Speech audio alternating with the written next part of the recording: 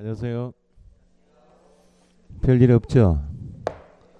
본인만 별일 없으면 돼요. 예. 전체 부동산 거래 신고했죠? 복습을 좀 하고 뒤에 경매를 조금 하고 나갈게요. 그 진도는 지금 97페이지 있죠? 요약집 기출문제 가져오셨어요? 가져오시고 문제를 몇 문제 또 풀어봐야 되니까 97페이지부터 다시 한번 딜로 갔다가 어려운 부분이니까요. 16개 정도, 17개. 그 부분 다시 한번 다지고 그다음 앞부분은 조금 뒷부분보다 조금 더 만만하잖아요. 그렇게 제가 알아서 할게요. 아, 싸운 거 아니네요, 진짜로. 두 분이 화해했어요. 자, 보세요. 부동산 거래 신고 제도는 신고 대상부터 그 다음에 신고 절차가 있고 신고한 다음에 필정을 받은 후에 정정 신청 제도가 있고 변경 신고 제도가 있고 이번에 개정된 것이 해제 신고가 있죠.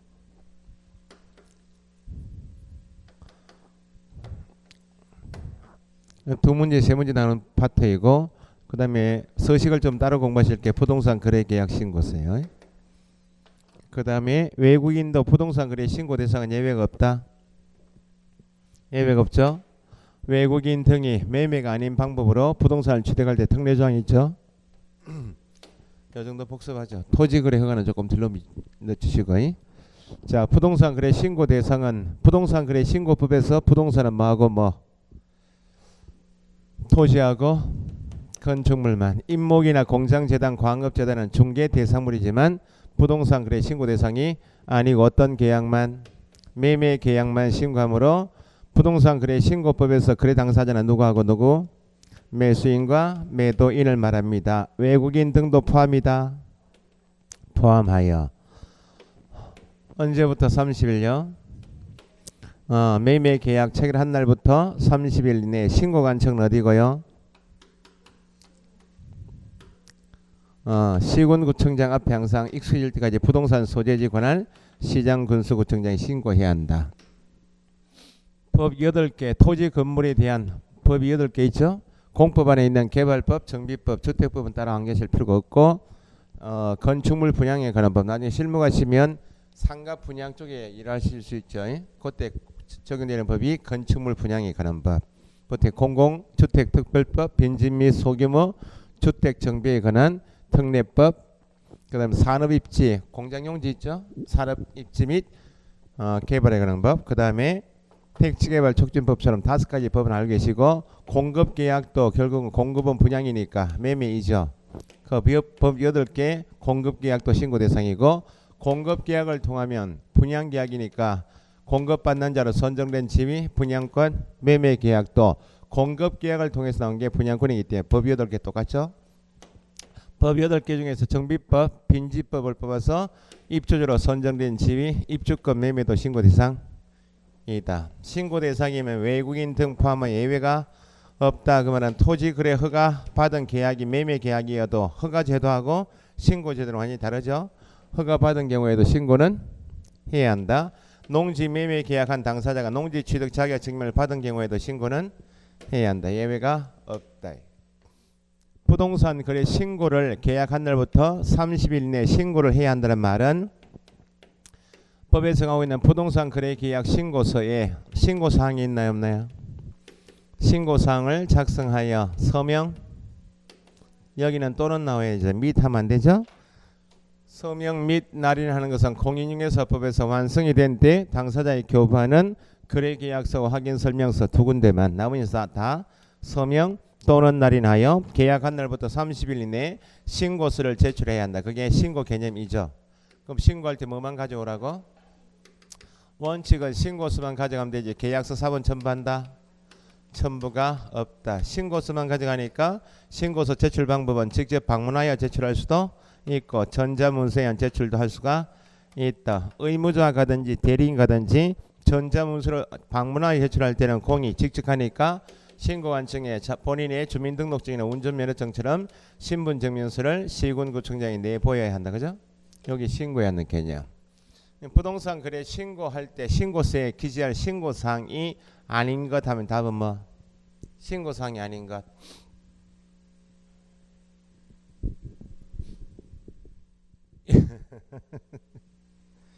확인 설명사항을 중심 잡으시라니까.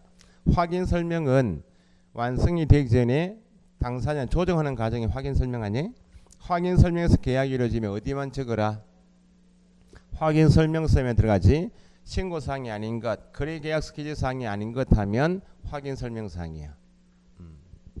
권리관계는 뭘 통해서 확인?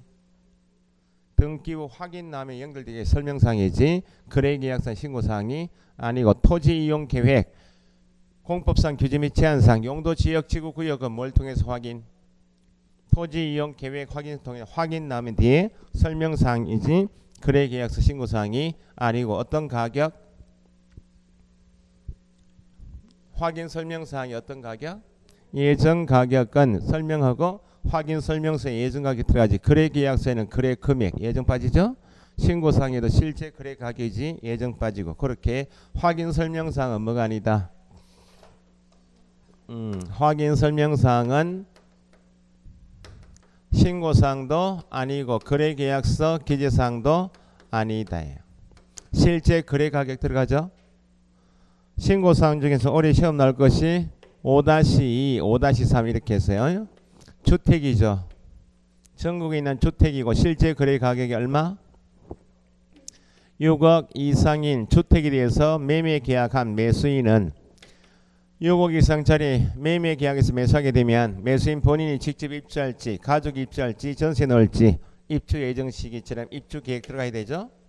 6억 이상짜리 주택을 매입할 때 돈을 어떻게 구해할래? 자금, 조달, 계획하고 지급 방식을 신고합니다. 그죠? 작년까지는 자금, 조달, 계획 이렇게 했는데 추가된 것이 지급 방식까지. 그 다음에 토기 과열 지구 내에서 얼마? 3억 이상 조정 대상 지역에서 3억 이상인 주택을 매매 계약한 매수인에게 부동산 거래 계약 신고서 제출과 함께 자금 조달 및 입주 계획서를 제출해야 되죠. 매수인 본인이 직접 제출하게 되면 신고서 가져갈 때 같이 제출할 때 계약한 날부터 며칠? 30일 이내. 매수인 외의자가 매수인을 대신해서 제출할 때는 미리 제공해야 되겠죠. 계약한 날부터 며칠? 25일. 그렇지. 그렇게 하면 또 옆에 사람들 신경 쓰이잖아요. 최대한 조심한 겁니까 지금? 다르구나 사람마다. 깜짝 놀라겠네. 빨리 책 펴 있어. 책 펼 필요는 아니고. 매수인 외의자에게 25일 이내에 제공해야 하는데 25일 이내에 매수인 외의자에게 제공하지 않으면 누가? 매수인 본인이 며칠? 30일 이내에. 자금 조달 계획서 안에는 대출 내역도 들어가 있겠죠.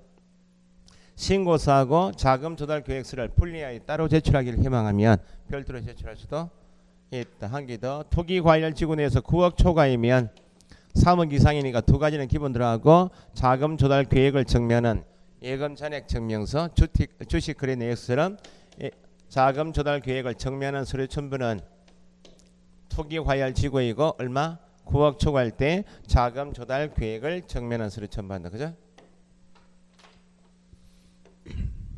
거래 당사자가 시작하면 당사자는 매도 매수인이니까 뒤에 나올 말이 공동으로 신고하여야 한다. 그죠? 일방이 거부할 수 있다. 거부하면 단독으로 신고할 수 있다. 원칙은 당사자이면 공동으로 신고해야 하는데 일방이 거부하니까 할 수 없이 법적으로 예비를 허용할 수밖에 없다. 그죠? 당사자 중 일방이 국가 지방자치단체이면 국가 등이면 누가? 국가 등도 당사자이지만 서비스원에서 국가 등이 단독으로 신고해야 한다. 개업 공인중개사가 거래계약서를 작성하여 교부했습니다. 나오면 누구? 여기는 개업 공인중개사에게만 신고 의무가 있는 것이지. 제일 잘 나오죠 이게. 개업 공인중개사가 거래계약서 작성 교부에도 거래 당사자가 신고해야 한다. 당사자와 공동으로 신고해야 한다. 틀렸고 누구에게만? 개공에게만 공동으로 중개했습니다라고 주어지면 공동으로 신고해야 한다. 신고서 제출은 대행할 수 있다 없다? 신고서 제출은 의무자가 직접이나 전자문서로 제출하지 못할 사정이 있으면 신고 기한은 법에서 불변기간이죠. 계약한 날부터 30일 정해져 있기 때문에 신고서 제출은 대리인 통해서 대행할 수 있다. 여기 기본 지문 4개예요. 거래 당사자가 넣으면 공동으로 신고해야 한다. 공동으로 중개했습니다. 공동으로 신고해야 한다. 그죠? 그럼 공동으로 신고한단 말이야. 신고서에 공동으로 뭐하고? 서명, 날인이 중요한 말이 아니고 시험에서는 또는인지 및 이렇게 읽으셔야 돼. 서명, 날인 이렇게 읽으시다가 순간적으로 또는인지 및 그게 쓱 지나가 버린다고. 또는 하고 및 그렇게 읽으셔야 돼. 서명 또는 날인하여 제출은 누가? 당사자 중 1인이 제출해야 한다. 그죠? 공동으로 중개한 공인도 공동신고니까 개업공인중개사 공동중개한 두 사람이 공동으로 서명 또는 날인 제출은 한 사람이 하면 되고 뭐만 가져가면 돼요? 신고서만. 방문하여 제출할 때는 공이 신분증명서는 보여주죠. 전자문서 가능하다. 일방이 거부하면 단독으로 서명 또는 날인한 신고서 이외에 단독으로 신고하는 단독신고 사유서에다가 당사자임을 확인해야 되니까 4번 들어가죠. 요때 이제 예외로 일방이 거부하여 단독신고할 때 단독신고 사유서하고 계약서 4번 들어가니까 전자문서에는 제출할 수가 없다. 전자문서에는 제출할 수 없다 말은 방문하여 제출할 수는 있다.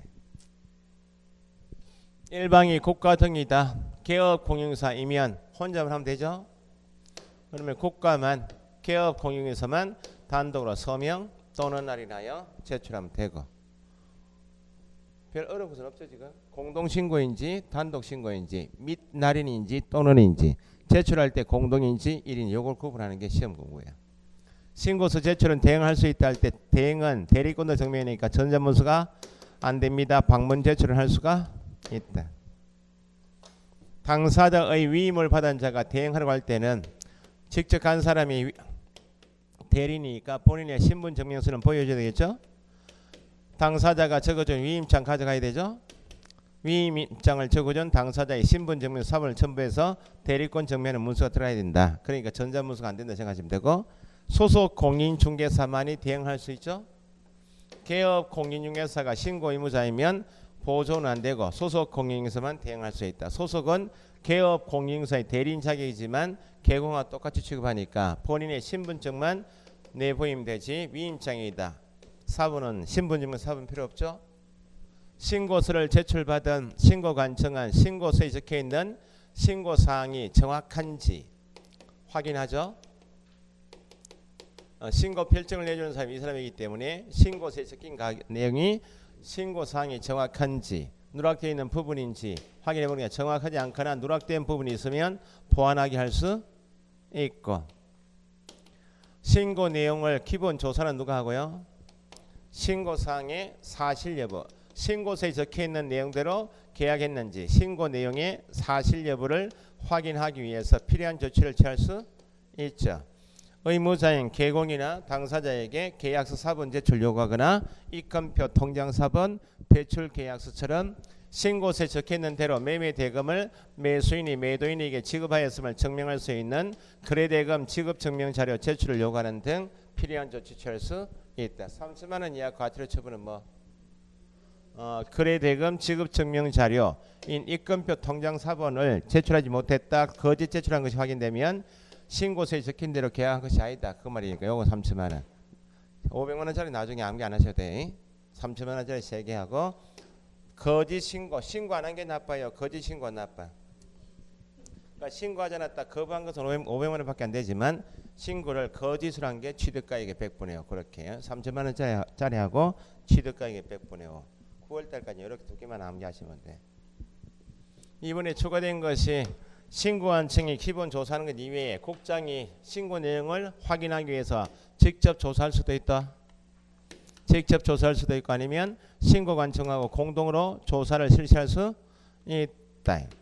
국장이 이제 장관이 개입하니까 좀 더 구체적으로 관계 행정기관의 장에게 국세 지방세에 관한 자료, 소득 재산에 관한 자료 14가지가 있죠.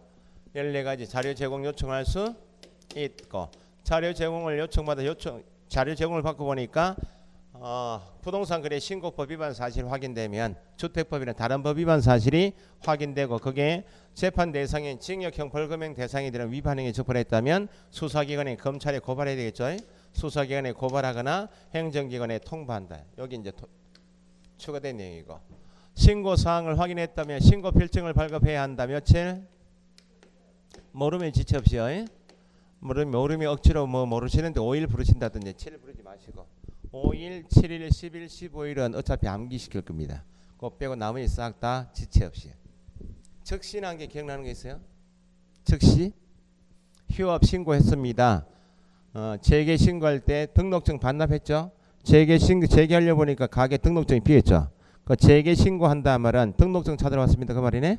그럼 재개 신고받은 등록관청은 휴업 신고서에 반납받았던 등록증을 반환해야 한다는 때 그 한 개만 즉시야. 그거 빼고 나머지는 시간 개념이 빠른 게 두 번째 빠른 게 지체 없습니다.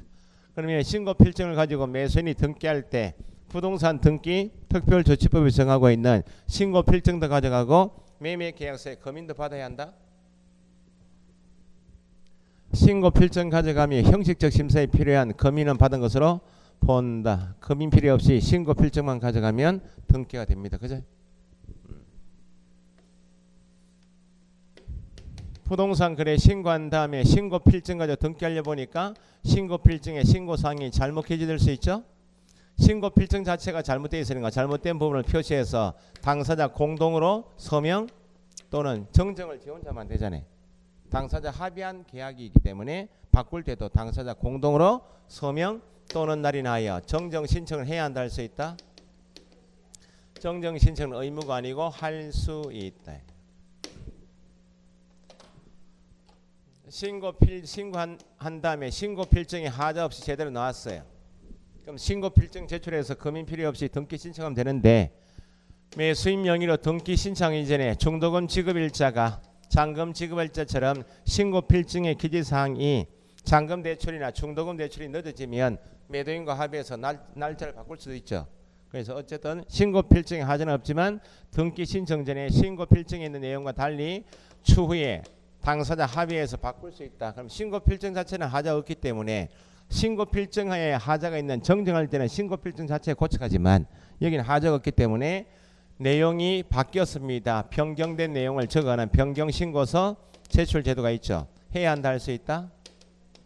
변경 신고서 제출도 할 수 있다. 이번에 바뀐 것이 신고한 다음에 매매 계약이 103조 위반 등으로 사기 강박 합의해제 채무 불이행으로 해제가 될 수 있다. 해제 등의 신고서 제출한 제도가 있죠. 이것도 작년까지는 해제 신고한 사람이 누구인 관계없이 다 할 수 있다 했는데 여기 바뀐 내용 좀 이따 정리하시고 정정 신청을 한 목적이 변경 신고한 목적이 신고 필증의 잘못된 부분을 표시해서 가져갈 테니까 맞게 고쳐서 재발급해달라 그 말이죠. 며칠 다 지체 없이 정정 신청 받은 변경 신고서 제출받은 신고관청은 신고 필증은 재발급해야 한다. 지체 없이. 정정은 받아주지만 변경은 받아주지만 정정해온 내용이 변경 신고서에 적은 내용이 매도 매수인 당사자 성명을 바꿔왔다. 주민등록번호는 정정이고 변경된다? 안 됩니다. 사람을 바꾸려면 재신고해야지. 개업 공인중개사가 신고 의무였는데 개공의 성명이나 주민등록번호도 안 되죠. 소재의 지번은 된다. 물건을 바꾸고 싶어도 재신고해야지. 정정이고 변경이 안 되면 매도 매수인의 성명이나 주민등록번호는 정정 변경 안 된다면 성명 주민등록번호 빼고 주소 전화번호 거래 지분 비율은 받아주고 개공의 성명 주민등록번호는 안 되지만 개공의 상호 사무소 소재지 전화번호는 정정 받아주고 소재 지분은 안 되지만 지목 면적 대지권 비율 거래 지분은 받아준다 그죠. 작년에 암기상 나왔던 게 이거. 정답은 개공의 성명 안 됩니다. 무효 취소 해제되면 신고 의무자가 거래 당사자였다면 매매 계약 신고를 공동으로 신고했죠. 공동으로 신고한 매매 계약이 무효 취소 해제되면 매수인이 사기 강박에서 계약이 이루어졌다. 소송 걸겠죠. 그 법원의 재판에서 사기강박에 의해서 계약이 이루어졌으면 취소 판결 나오겠죠. 그럼 당사자 간 직접 매매 계약하여 당사자가 공동 신고한 계약이 무효 취소 해제되면 거래 당사자에는 해제 신고해야 되죠. 신고해야 한다. 처음에 매매 신고를 공동으로 했기 때문에 해제 신고도 일방이 하면 됩니까? 공동으로 신고를 하여야 한다. 의무로 바뀐 것은 거래 당사자만. 확정된 날부터 며칠? 30일 이내에 해제 신고를 공동으로 해야 하는데 일방이 거부한다. 소송이 진 사람은 열받아서 나는 못하겠다 할 수 있잖아요. 그러니까 일방이 거부하면 해제 신고도 단독으로 할 수 있다. 확정된 판결문 사본처럼 무효 취소 해제를 정면은 서류하고 단독 해제 신고 사유서 들어간다. 그죠? 요것만 바뀐 것이고 국가가 일방 당사자이다 또는 개업 공유회사가 신고한 경우는 해제 신고를 해야 한다 할 수 있다? 할 수 있다. 요건 안 바뀌었고 당사자만 바뀌었어요.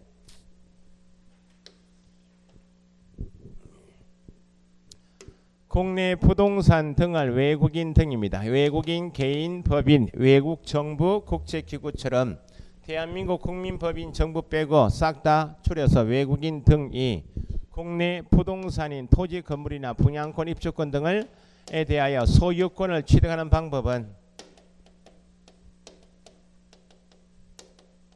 외국인 등이 취득주체이고 소유권 취득하는 방법은 크게 사후 신고를 해서 취득할 수도 있고 사전에 허가를 받아야만 취득할 수 있는 토지가 있죠. 외국인 등이 국내 부동산 등의 소유권을 취득하는 사후 신고 방법은 매매 계약에 의해서 취득할 수 있죠. 그러면 부동산 등에서 매매 계약했다면 언제부터 며칠? 체결한 날부터 30일. 부동산 거래 신고 대상이니까 매매 계약만 체결한 날부터 30일 이내에 신고해야 되죠. 그럼 외국인이 매매 방법이 아니고 교환 계약이나 증여 계약으로 취득할 수도 있죠. 부동산 거래 신고 대상이 아니죠. 상속이나 경매, 판결, 환매권 행사 이번에 추가된 것이 건물의 신축, 개축, 증축, 재축으로 취득할 수 있죠. 건물의 신축이나 재축이나 정축, 개축으로 취득한다. 원래 부동산 등의 소유자가 대한민국 국민이었다가 부동산 등의 소유자가 외국인, 외국 법인으로 국적이 바뀔 수 있죠. 국적이 바뀌었음에도 불구하고 대한민국 국민이었을 당시 가지고 있던 부동산을 외국인 등이 되었음에도 불구하고 계속 보유하고 싶다. 어쨌든 매매인가 아닌가 이렇게 나눠지면 이건 부동산 거래 신고 대상이 아니죠. 이걸 규제하게 한 것이 외국인 등의 부동산 취득에는 특례 조항이다. 그죠? 특례는 뭐는 빼고 매매는 부동산 거래 신고 대상으로 가니까 매매 빼고 나머지 방법으로 취득하고 할 때 특례 조항이다. 시험에 여러 번 나왔던 것이 외국인 등이 부동산 거래 신고를 한 경우 이렇게 주어지면 외국인 등이 부동산 거래 신고했다 주어지면 어떤 계약을 하여 매매 계약하여 부동산 거래 신고했다면 매매는 부동산 거래 신고 대상일 뿐이지 나머지 신고할 일이 없죠. 매매가 아닌 방법이 특례니까. 부동산 거래 신고했습니다. 매매 계약은 뭐만 하면 되고 부동산 거래 신고 대상일 뿐이지 나머지 특례 조항에 따라 신고할 일은 없잖아요. 매매가 아닌 방법이 특례 조항이니까. 매매이면 계약한 날부터 30일이지만 교환 증여는 계약한 날부터 며칠? 60일. 상속 경매는 취득한 날부터 6개월. 계속 보유도 국적이 변경된 날부터 6개월 이내에 신고한다. 그죠? 여기는 신고하지 않았다 나오면 500만 원부터 거짓 신고 나오면 취득가액의 100분의 5 이렇게 하지만 여기는 500만 원 없어요. 여기는 500만 원 없다고. 매매 빼고 교환 증여 계약이다. 신고하지 않거나 거짓 신고하면 공이 얼마? 300만 원, 100만 원, 100만 원. 이것도 나중에 구분하시고.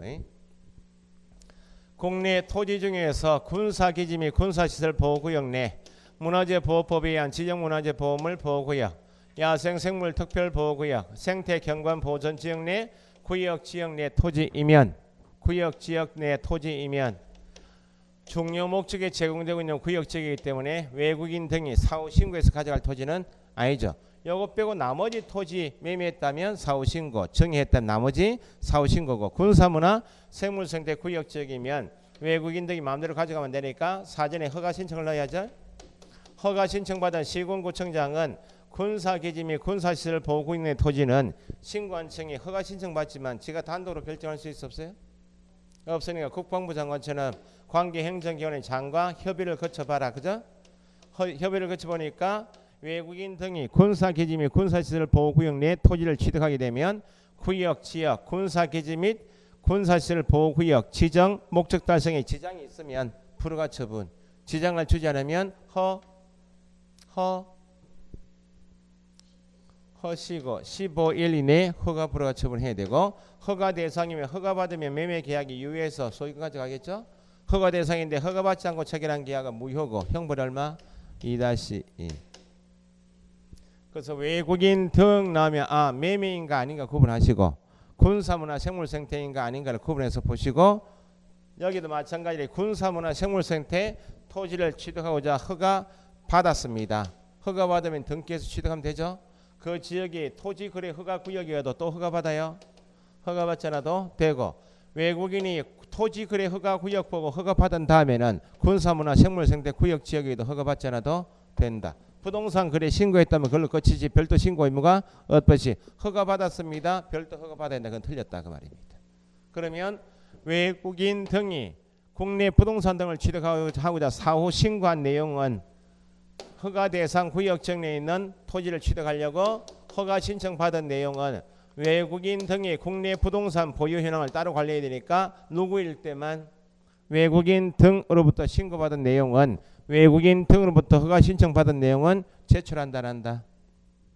시도지사에게 제출하고 시도지사는 국토부 장관에게 제출하는데 매 분기 종료일로부터 1개월 제출받은 날 1개월이 원칙인데 작년시 매매가 특별자치시장만큼만 직접 누구에게 국장에게 제출해야 한다. 여기까지 복습하죠. 한 칠판이 대본 더 적을 데가 없다. 요만큼 적어야 되나. 이 정도 하죠.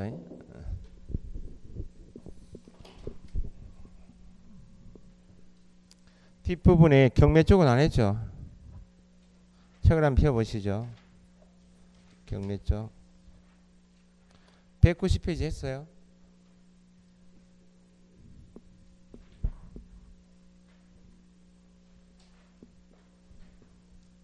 권리금 횟수기획 보호까지는 간단히 읽었죠. 권리금 횟수기획 보호가 앞에 186페이지, 185페이지 밑줄 돼 있어요. 상가금을 안 했어요?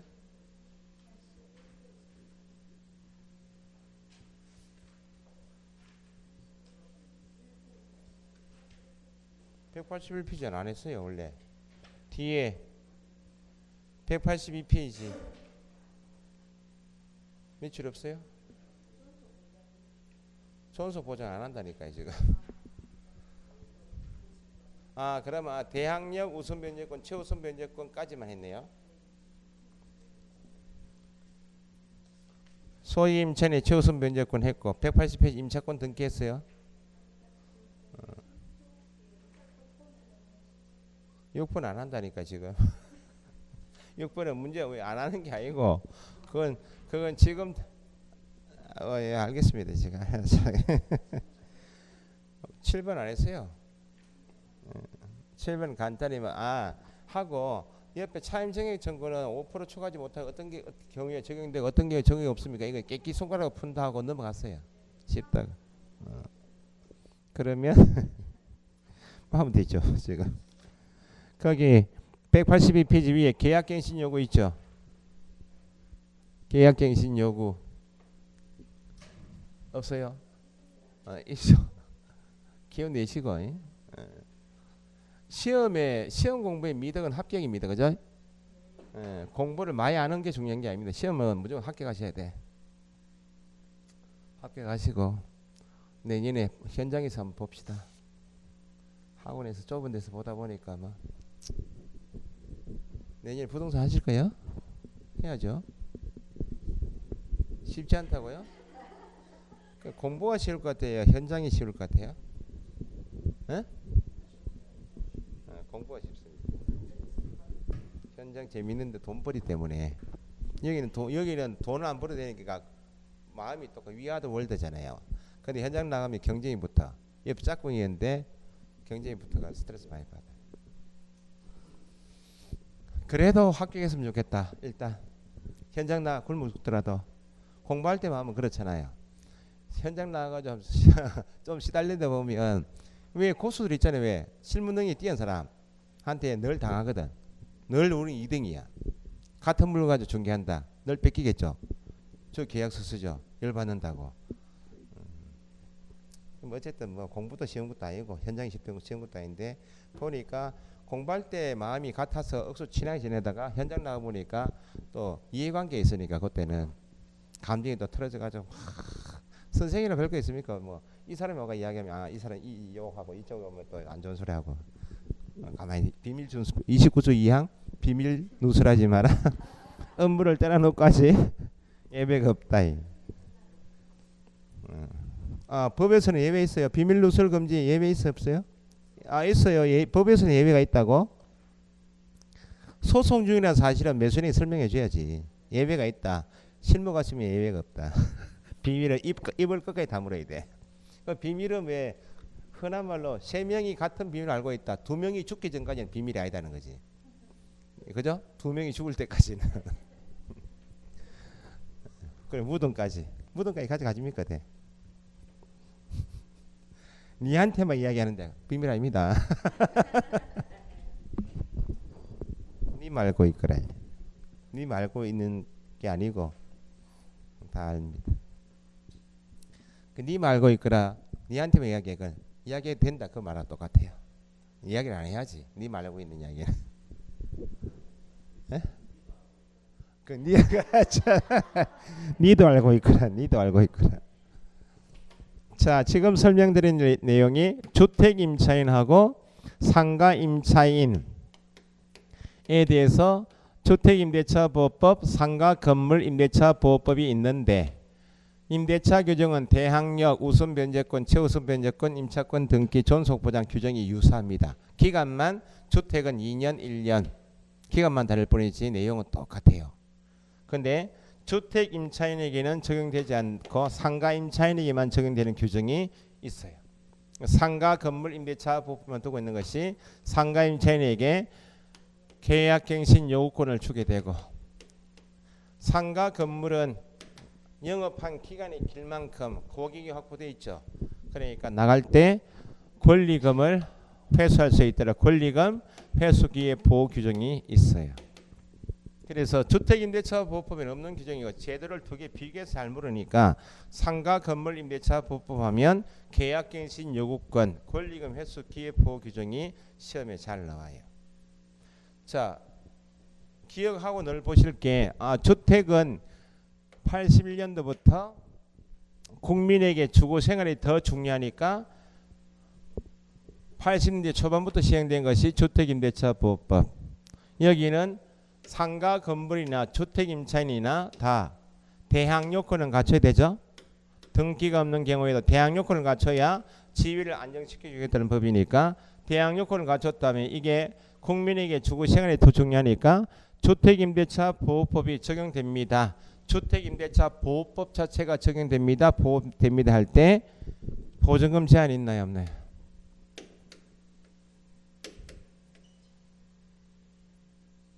주택임대차 보호법이 적용된다, 보호된다 할 때 법이 적용됩니다 라고 할 때 보증금 제한이 있다 없다?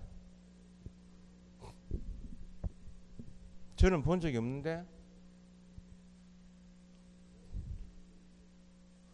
그러니까 공부를 법이 이거죠. 최우선 변제권은 다 당연히 최우선 변제권은 소유권 일정의 이하만 보는 건 다 똑같고 법 자체가 주택임대차 보호법 자체가 적용됩니까 할 때는 주택은 보증금 제한 없어요. 전체 임차인을 보호하고자 하는 것이 주택임대차 보호법이에요. 그 다음에 이제 처음에 취지는 영세업자를 보호하자. 상대적으로 보증금 차임이 낮은 사람 하고 만드는 지금은 뭐 969, 5437은 기억납니까? 그 서울시에서 보증금 더하기 월세 곱하기 100을 한 금액이 9억까지 올려버리니까 사실은 영세업자는 아니죠. 물론 뭐 강남 같은 데야 뭐 9억이 그만큼 하겠지만 어쨌든 여기는 보증금 제한이 있다 없다? 있다. 그래서 상가 건물을 푸시거나 주택 푸실 때 익숙해지실 때까지는 여기는 보증금 제한이 없지 주택은 상가는 무조건 구분하실 게 9695437 이하이면 상가 건물 임대차 보호법 자체가 다 적용돼서 보호돼요. 그런데 이 금액을 초과하는 경우에도 적용되는 규정이 일부 있다고 그랬죠. 대표적으로 사업을 계속 주인이 바뀌어도 하려면 대항력 주고 9억 초과이면 시설비가 더 들어갔을 거 아니야? 시설비하고 회수할 수 있도록 10년 동안 계약갱신 요금도 적용되고 나올 때 권리금 회수 여기에 대표적으로 초과하는 경우에 그러니까 보증금 제한 없이 다 적용되는 거 할 때 대항력, 계약갱신 여건, 권리금 보호 규정은 공통이에요. 물론 나머지 표준계약서는 나중에 격리하니까 그러니까 상가 건물은 이번에 요즘에 출제 경향이 이하 내용을 묻고 있는가 9695437 이하 문제를 묻고 있으면 그냥 법에서 배운 내용을 다 푸시면 돼. 근데 초과 최근 문제처럼 서울특별시 해놓고 보증금 5억에 월 차임이 500이다 이렇게 주어지면 5억 더하기 500 곱하기 100이니까 총액이 10억 아니야. 그러면 문제 푸실 때 상가 건물 임대차 보호법 다 두고 푸시면 안 된다는 거야. 적용되는 규정인가 아닌가 그걸 모르니까 여기는 최단기 존속 보장 같은 거 없습니다. 우선 변제권 이런 거 없습니다. 임차권 등기 없고 그러니까 일단 우선 규정이 여러 가지 있는데 초과하는 경우에도 대항력 준다.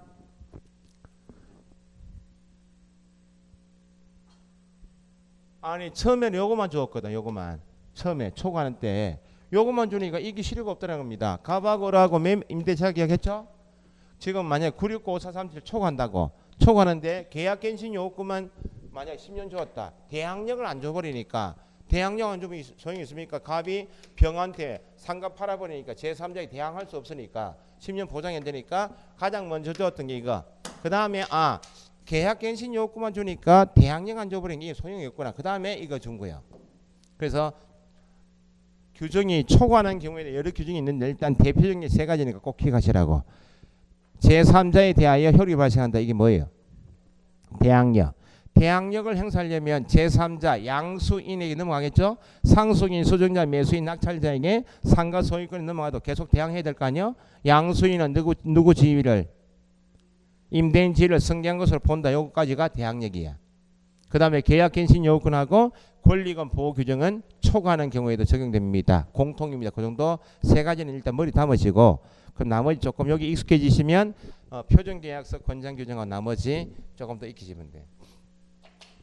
자, 그래서 계약갱신 요건은 상가 임차인에게 주는데 거기 이제 박스에 동그라미 2번 계약갱신 요건 별표하시고 계약갱신 요구권을 줍니다. 계약갱신 요구는 임차인이 임대차 기간 끝나기 몇 개월? 6개월 괄호 1개월 괄호 어쨌든 요구는 내년에 또 사업하겠습니다. 요구는 하라고 하는 기간은 6개월부터 한 달까지입니다. 나중에 상가 임차인 지위에서 할 때는 만료 기준에서 요구는 만료 전 얼마요? 6월부터 한 달 여기까지 요구를 하라. 내년에 또 사업하겠습니다. 요구하라고. 전화틱 해가지고 하지 마시고 내용 증명까지는 몰라도 문자는 꼭 띄우시라. 정건 남겨야 돼. 야, 네가 언제 나한테 전화했노? 이렇게 하면 할 말이 없잖아요. 뭐 남기는 거야. 그러면 6월부터 만료 전 6월부터 1월까지 요구했다면 처음에 계약한 최초 임대차 기간 포함 제외 전체 기간 10년인데 최초 임대차 기간 포함하여 10년간 계약갱신 요구해서 10년 동안 사업할 수 있도록 안정적으로 사업할 수 있도록 해주겠다. 그게 계약갱신 요건이에요. 5년에서 10년 늘었죠. 10년. 그게 내 거 아닙니다. 임대인 입장에서 보면 이제 10년까지 줘버리니까 내 것도 아닙니다. 이제. 자, 그러면 정당한 사유 없이 요구받은 임대인은 그냥 비워라 이렇게 뭐 할 수 있겠나요? 못하겠죠. 정당한 사유 없이는 임차인의 계약갱신 요구에 대해서 거절하지 당연히 못하는데 밑에 다만 다음의 경우에는 임대인은 뭐 할 수 있다? 임대인은 다음의 경우에는 거절할 수 있다. 그게 시험 나오는 거예요. 최초 포함하여 10년 초과제는 10년도 바뀐 거 물을 거 있고 요구는 만료 전 6월부터 1월 그것도 기간도 묻고 하지만 어쨌든 임차인의 계약갱신 요구에 대하여 임대인의 거절 사유인가 아닌가 그걸 한 개 지문씩 낱개로 쪼개서 묻거나 단독 문제 묻거나 근데 어쨌든 거기 계약갱신 요구에 대해서 거절할 수 있다 밑줄 하셨죠? 거절할 수 있다 이퀄 하시고 이 거절 사유에 해당돼 버리면 뭐가 보호가 안 되는가? 권리금 보호 안 됩니다. 권리금 보호 X 좀 이따 나옵니다. 계약갱신 요구에 대한 거절할 수 있다. 거절 사유가 밑에 A번부터 쭉 기억부터 시역까지 있는데 거기에 해당되면 뭐가 보호 안 된다고요? 권리금 보호가 안 됩니다. 그 말은 임차인은 법에서 보장되는 10년 동안 사업하려면 권리금 받고 놀려면 지금 기업부터 시효에 해당되는 행위를 하면 안 된다 그 말입니다. 그 임대인이 이제 꼬투리 잡아서 빼달라고 할 수 있는 근거가 이겁니다. 다 하지 마시고 기억하고 그 다음에 리얼 체크하시고 미음, 시효 네 가지만 일단 체크하시고 기억하고 리얼, 미음, 시효 네 가지 체크해보세요. 뭐 당연히 제일 잘 묻는 게 기억입니다. 임차인이 몇 기요? 3기 차임에 달아들어 연체한 사실이 있다. 석 달치 월세가 밀렸다. 이렇게 하면 안 됩니다. 계속하여 3기 연체 이런 말이 있어요. 계속하여 이런 말이 없다고. 연속에 3기 연체할 필요는 없다는 겁니다. 석 달치 연체된 사실이 있으면 무조건 요구는 할 수 있다 없다. 자, 시험에 쉽게 틀리는 거 아닙니까 지금? 옛날 시험에 이런 질문이 나온 적이 있어요. 확정일자 받은 임대차 계약서를 분실한 경우 임차인의 우선 변제권은 소멸된다. 확정일자 받은 계약서가 분실되었다. 그러면 우선 변제권, 최우선 변제권은 법원 경매에서 배당 받는 권리 아니에요? 그럼 배당 받으려면 등기는 돼 있어요 지금? 안 돼 있으니 법원에 가지고 임대차 계약 틀고 가지고 내가 확정일자 받은 우선 변제권이 있습니다. 증명하고 배당 요구를 해야 한다고. 그런데 확정일자 받은 계약서를 분실했다고. 분실했다면 임차인이 가졌던 우선 변제권 자체가 소멸될 것인가? 우선 변제 확정일자 받은 계약서를 분실했다면 우선 변제권을 증명하기 곤란해질 뿐이지 법에서 보장되는 권리 자체가 소멸되는 것은 아니라는 겁니다. 그러면 내 한 대확정일자 찍어줄 당시에 동사무소 가면 동주민센터 가면 확정일자 대장이 있어요 없어요? 그거 증명해서 다시 확정일자 증명해서 우선 변제권 행사하면 됩니다. 그래서 뭐 한 경우 권리가 소멸된다 이건 틀렸다는 겁니다. 그럼 이거 보세요. 지금 보시는 기업부터 시효까지는 임차인의 기업부터 다음에 해당하는 경우 임차인은 계약갱신 요구할 수 없다 그런 제도입니까? 요구받은 임대인이 거절할 수 있는 사유이지 석 달치 밀렸다 10달치 밀려도 임대인 찾아가서 죄송합니다 하고 사업 열심히 해가지고 갚아드리겠다 요구할 수 있어 없어요?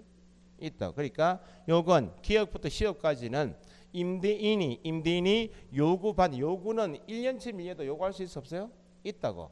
그러니까 임대인이 요구받고 거절할까 말까지 권리지 임차인의 뭘 적는 거예요 지금?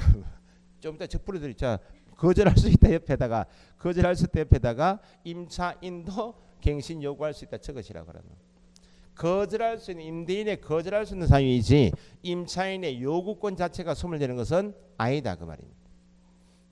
3기 연체 나오면 이제 앞에 붕 떴죠 이제 우리가 문제 풀 때 3기 연체 나오면 뒤에는 잘 안 보입니다. 임차인은 갱신 요구할 수 없다. 오 이렇게 나온다고. 3기 연체하면 갱신 요구 못합니까? 할 수 있어요. 있다는 겁니다. 요구받은 임대인이 거절할 수 있는 사유지 요구권 자체가 소멸되는 것이 아니다. 네 번째 임대인 동의 없이 밑줄 동의 없이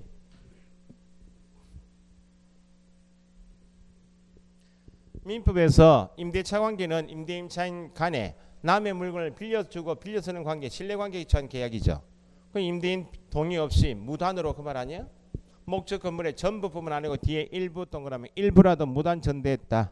민법에서 배우시면 임대차 계약한 임차인이 임대인의 동의 없이 무단 양도 전대했다면 임대인은 임차인과의 임대차 계약을 뭐 할 수 있다? 해지할 수 있다. 보호 안 해주겠다 그 말 아니야? 그걸 그대로 가져온 거요.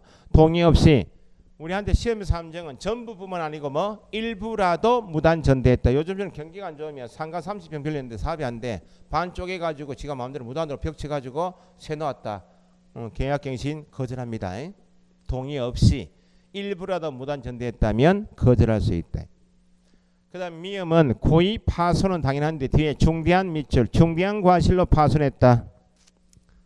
남의 물건을 빌려서는 놈이 고의로 파손했다, 중대한 과실로 파손했다면 임대인은 거절할 수 있습니다. 그럼 왜 그게 함정인가? 그냥 고의 과실하면 안 된다는 겁니다. 과실 안에는 경미한 과실도 포함되니까 꼭 파손 앞에는 중대한 과실이 꼭 붙어야 돼. 짐 옮기다가 유창 깨졌다. 벽에 벽돌이 매장 깨졌다. 짐 옮기다가 고의가 있나요? 없죠. 그건 중대한 과실 아니죠. 그런 과실은 거절하면 안 된다는 겁니다. 그 다음에 시옷이 이전에 분쟁이 많았던 겁니다. 시옷은 지금은 ABC가 붙어 있죠. ABC가 없을 당시에 임대인이 목적 건물, 상가 빌려준 상가 건물 전부나 대부분을 철거할 거니까 비워라. 재건축할 거니까 비워라. 비워라 그 말은 뭐요? 현재 쓰고 있는 임차인으로부터 점유 회복이 필요하다. 그 말은 돌려받을 필요가 있을 때. 그때 지금이야 ABC가 붙어 있지만 옛날에는 ABC 사이 없이 그냥 비워라 이렇게 했다고. 임차인하고 뻑하면 뭐 보증금 월세 올려달라. 감정이 안 좋으면 임대인하고 임차인하고 원수지가 있죠. 그 임대인이 통보하죠. 네 계약기간 끝날 때 이번 계약기간 끝나면 내 철거할 거다. 비워라. 법에서 아무런 보장 제도가 없잖아요. 옛날에는 ABC가 없을 당시에는 할 말이 거의 나올 수밖에 없는 거예요. 그러니까 종속관계 있는 거지 옛날에는. 지금은 철거 재건축 명목 이어서 돌려받을 필요가 있을 때 비워라 할 때는 세 개 중에 한 개는 갖춰야 됩니다. A번에 임대차 계약 당시에 네가 빌려서는 내 상가 건물은 5년 있다가 철거할 거다. 아니면 재건축할 거다는 계획을 구체적으로 임대차 계약 당시 임차인에 고지하고 설명드렸음에도 불구하고 임차인이 워낙 입지가 좋으면 알겠습니다. 그때 비우겠습니다. 그 계획에 따르면 동의합니다. 동의한 찍었겠죠. 그러면 5년 돼 가지고 임대인이 그때 내가 5년 전에 이야기했듯이 지금 철거할 거니까 이제 비워라. 알겠습니다. 비워줘야 됩니다. 권리금 보호되겠나요? 안 되겠나요? 지금 위에 뭐 적으신 거예요 지금? 권리금 보호 X 안 적었어요? 지금 보시는 기억부터 그러니까 심정적으로 감정적으로 법을 들다 보면 문제 해결 안 됩니다.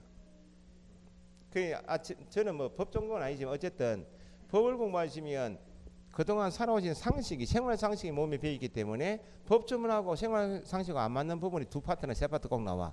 때려치길 놈 같은데 꼭 법에서는 거기 우리한테 이해가 안 되잖아요.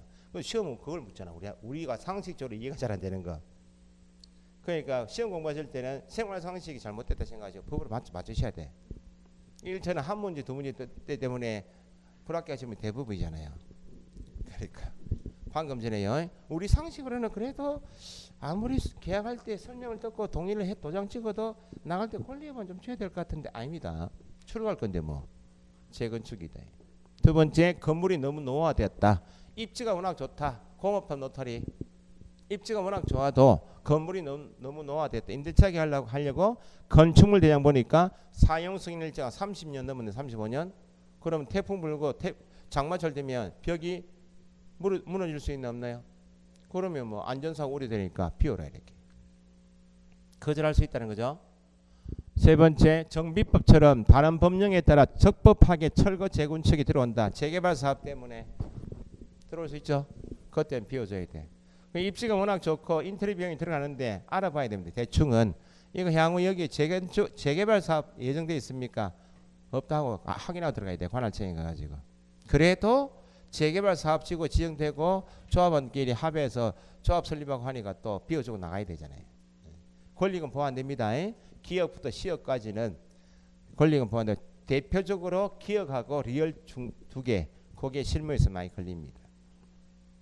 요즘에는 이제 뭐 철거 재건축에도 그 A, B, C 중에 세 개 중에 한 개를 갖춰야 되니까 이제 A는 이제 거의 없고 누가 5년 있다 철거하는데 누가 10년 보장 받으려고 들어가는 거지. 5년 있다 철거할 겁니다. 그래도 할래? 물어본다고. 안 들어가겠지 뭐.